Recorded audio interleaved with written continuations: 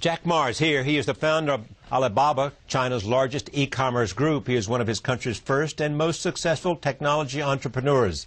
His company runs a host of popular sites, including Alibaba.com, a trade site for small businesses that has more than 50 million users in more than 240 countries.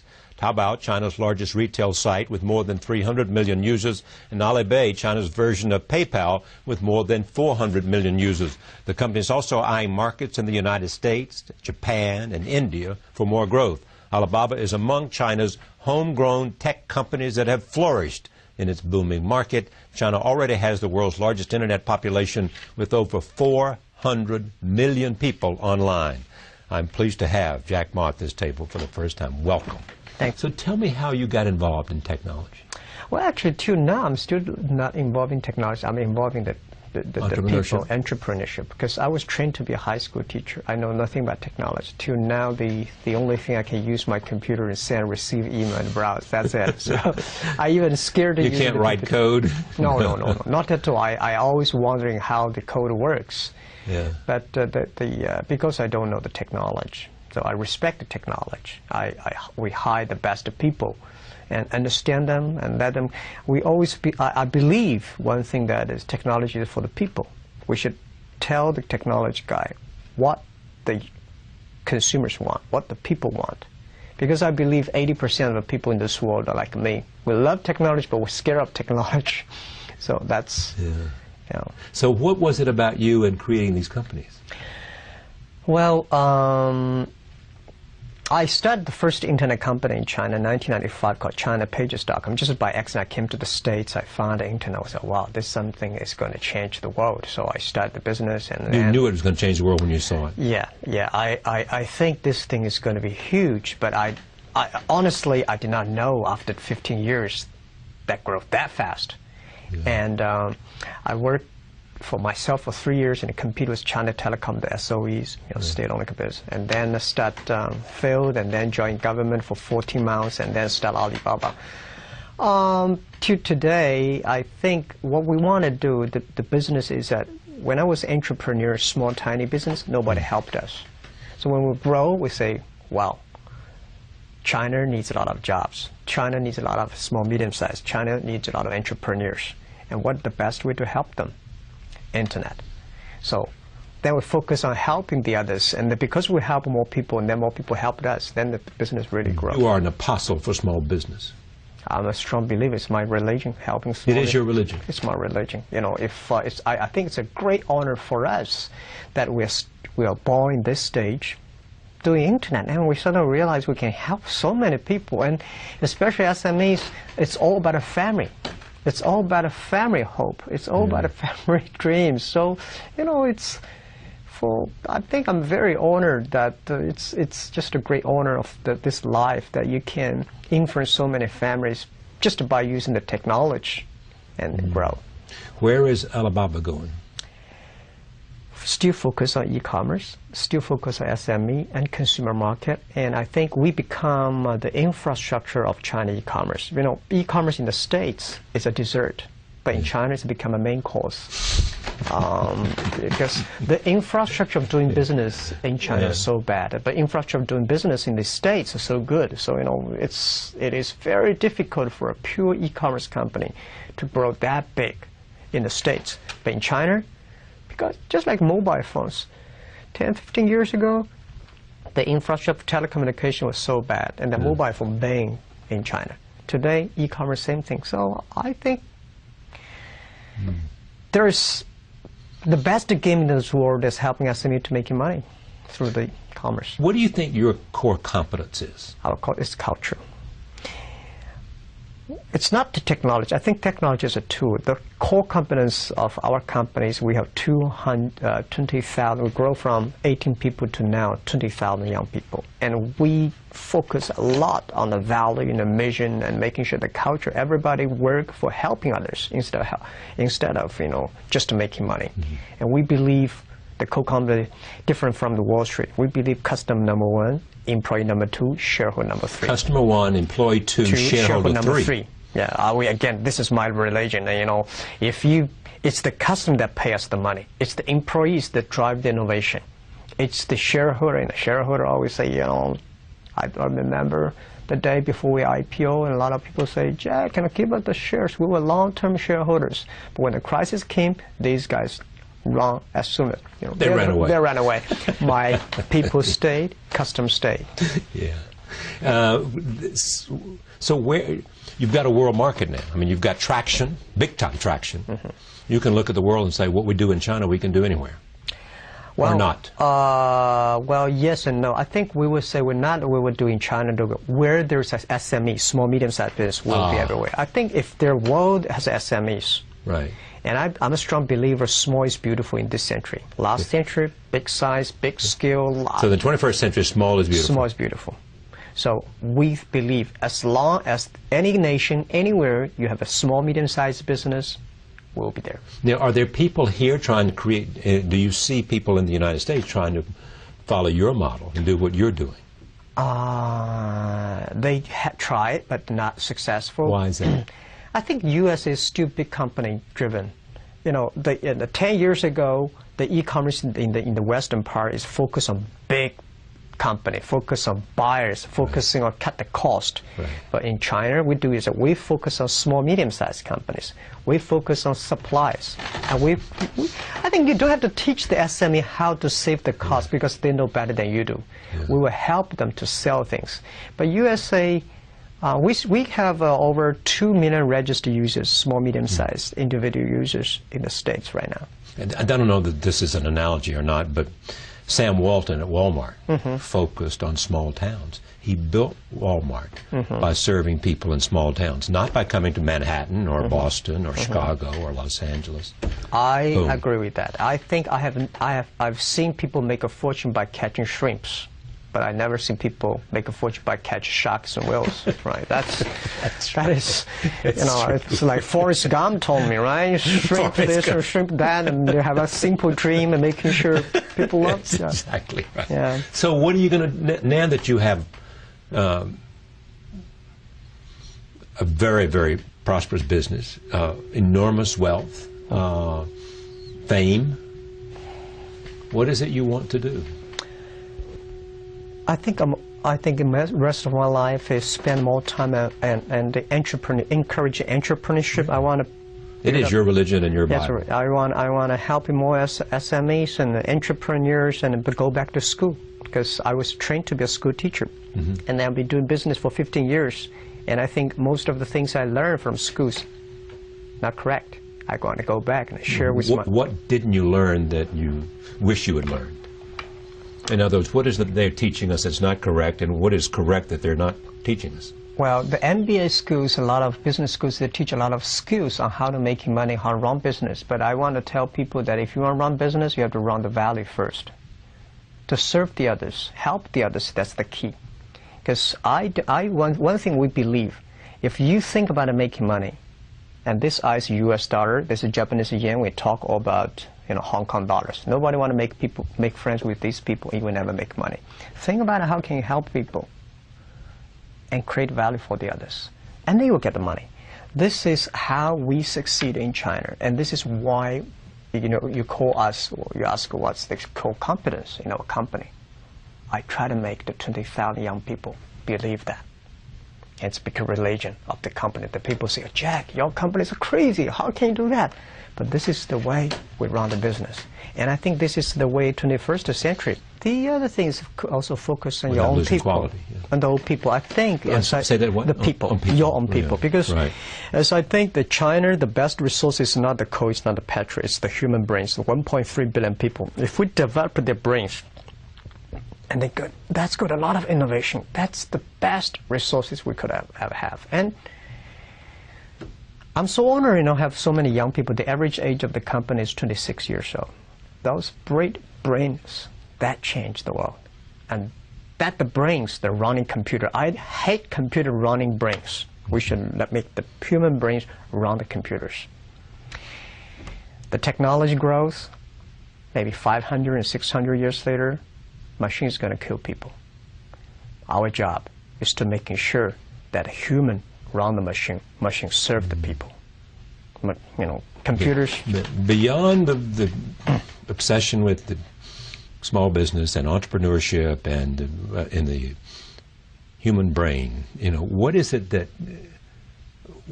about the way the world is going that encourages you or worries you?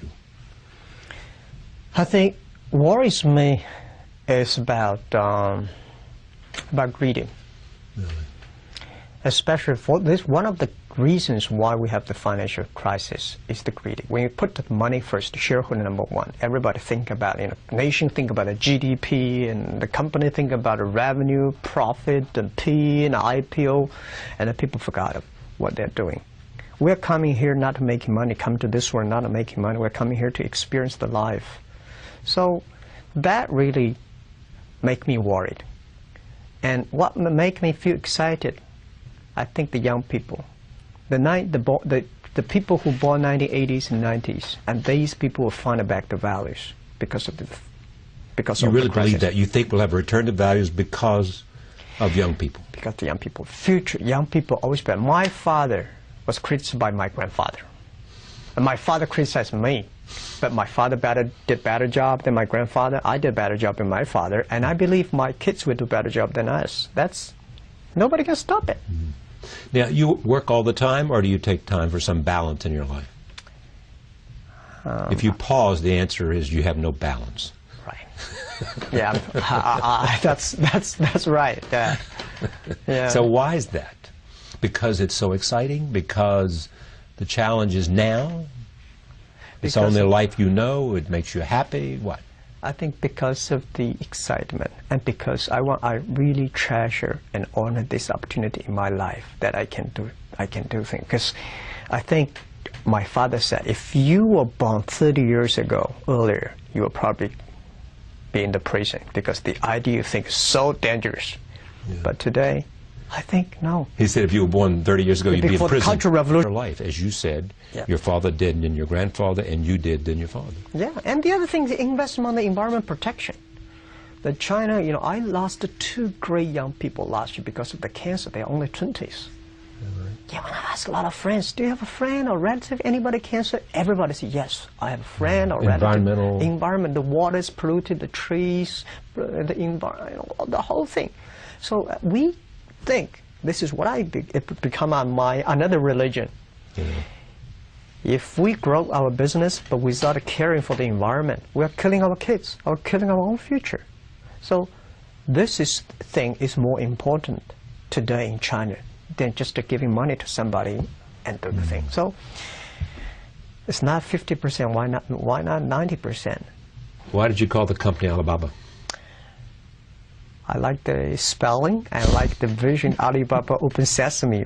I believe the internet is open sesame, and there is a password that to everybody that you can find great people, you can find great opportunities of business and improve people. That is Open Sesame story. I love the Alibaba. It saves me a lot of marketing dollars. I would be in prison. They would have gotten you. Yeah. The way you talk, the way you think is so ridiculous. But what are the ideas that excite you? Or is it just customers? Customers first. Yeah. Second is the last century, a company, if you want to grow, I believe you should find a good opportunity. But today, this world never lack opportunity. But today, if you want to be a great company, think about what social problem you can solve. It's not to catch the opportunity. It's about solving the social problems. Because company like Alibaba, we're growing so fast, it's very difficult for one opportunity that can make us lost. Such an organization with the power by internet, with millions of SMEs, with 400 million consumers, what kind of problem can solve? And I'm excited. Anything you mentioned about cloud computing and talking about the mobile things, anything that's happened in the USA is going to happen in China. Will we continue to lead that technological revolution? You mean the States? Yeah. Yes and no. Because you've got smart people that have more education now.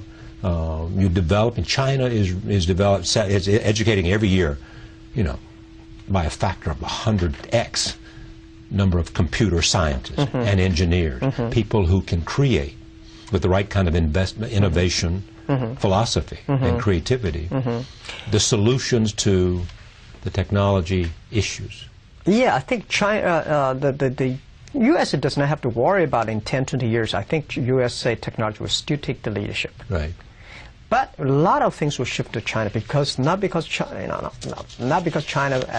have more smart people. I think USA also has a lot of smart people. The very important China market is big, 1.3 billion people. The market drives the technology. If there's a demand, you will have a huge demand. You'll have the incentive. Yes. To create new solutions. Yes. Yes. New ways to solve people's problems. Exactly. Exactly. So I think U.S. should be optimistic that more open to China market because 1.3 billion people is not China market, it's a global market. And China should look at the USA also, saying, this is the engine, this is the passion, it's the system, it's the culture that innovate.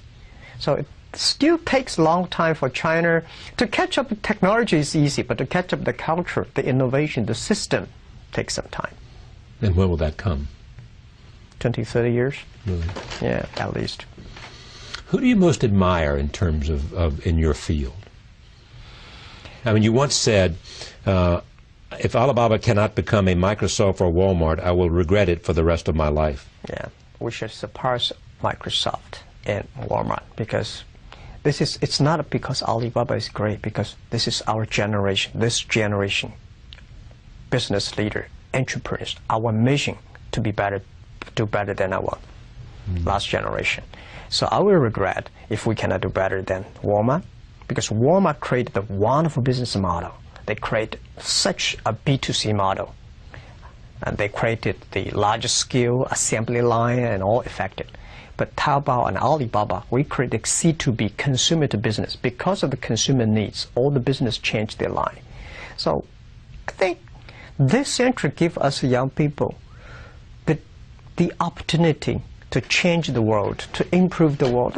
That's we have to. I mean, there's no excuse say we cannot do it. We have to do it. I mean, because we have so many brains.